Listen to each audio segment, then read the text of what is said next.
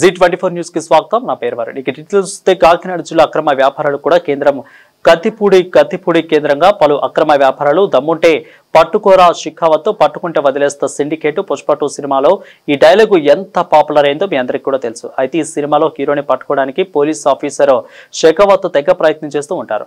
పట్టుకున్నాడా లేదా అనేది పక్కన పెడితే ప్రయత్నం మాత్రం చేస్తూనే ఉన్నాడు.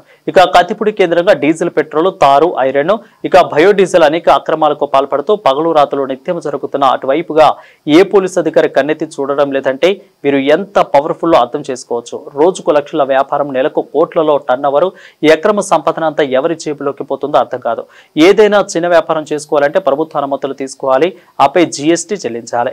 ఇక ఆదాయం ఎక్కువ అంటే ఇన్కమ్ ట్యాక్స్ చెల్లించాలి. కానీ ఇక్కడ జరిగే ఇల్లీగల్ బిజినెస్ కు ఇవేమీ కట్టనవసరం లేదు. తాము వ్యాపారం చేసుకోవాలంటే నెలకు ₹1,50,000 డీజిల్, ఆయిల్, పెట్రోల్ అక్రమ వ్యాపారాలు నెలకు ₹40,000, ఐరన్ వ్యాపారానికి నెలకు ₹1,50,000.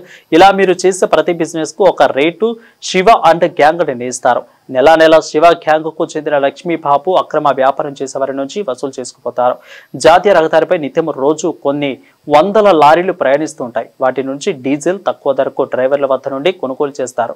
ఇక ఆయిల్ కంపెనీల నుంచి కూడా వెళ్లే పెట్రోల్ ట్యాంకర్ల నుండి తక్కువ ధరకు డ్రైవర్ల నుండి కొనుగోలు చేసి ఎక్కువ ధరకు అమ్ముతుంటారు.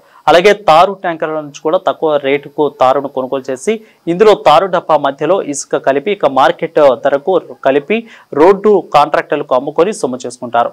స్టీల్ ప్లాంట్ లో నుండి కూడా ఇనుమును రవాణా చేసే లారీలను ఆపి డ్రైవర్ కు మద్యం వేసి ఇక లారీలను కూడా టన్ను, అర టన్ను ఇనుమును కూడా తక్కువ ధరకు కొనుగోలు చేసి మార్కెట్ ధరకు అమ్ముకుంటారు.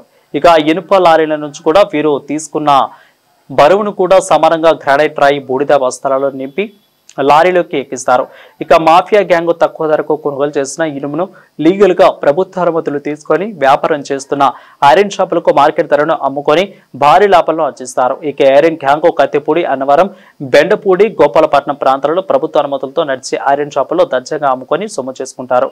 తద్వారా ప్రభుత్వానికి లక్షలాది రూపాయలు GST ఎగవేతకు పాల్పడమే కాకుండా ఇన్కమ్ ట్యాక్స్ కూడా ఎగ్గొట్టి ప్రభుత్వ ఆదాయానికి గండి కొడుతున్నారు. ఇక వీరు నడిపే ఐరన్ షాపులో కూడా తక్కువ సరుకును లీగల్ గా కొని తక్కువ ఆదాయాన్ని ప్రభుత్వానికి చూపుతున్నారు.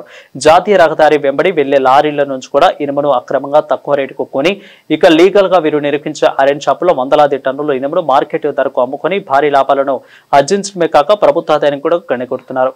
ఇంత జరుగుతున్న ఏ పోలీస్, రెవెన్యూ, పౌర సరఫరాల టాస్క్ ఫోర్స్, విజిలెన్స్ ఎన్ఫోర్స్మెంట్ అధికారి కూడా అటువైపుగా కన్నెత్తి చూడటం లేదంటే కత్తిపూడి శివ అండ్ గ్యాంగ్ ఎంత పవర్ఫుల్లో అర్థం చేసుకోవచ్చు.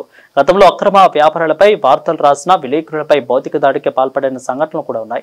ఈ అక్రమ వ్యాపారాల నుంచి కూడా నెలకు వసూలు చేస్తున్న మొత్తం ₹30 లక్షల పైగా మాటే ఇదంతా. కానీ ఎవరి జేబుల్లో ఎంత పోతుందో, మెయిన్ మీడియా ఎందుకు మౌనంగా ఉందో, పోలీసులు ఎందుకు పట్టించుకోవడం లేదో మీకైనా తెలిస్తే చెప్పండి.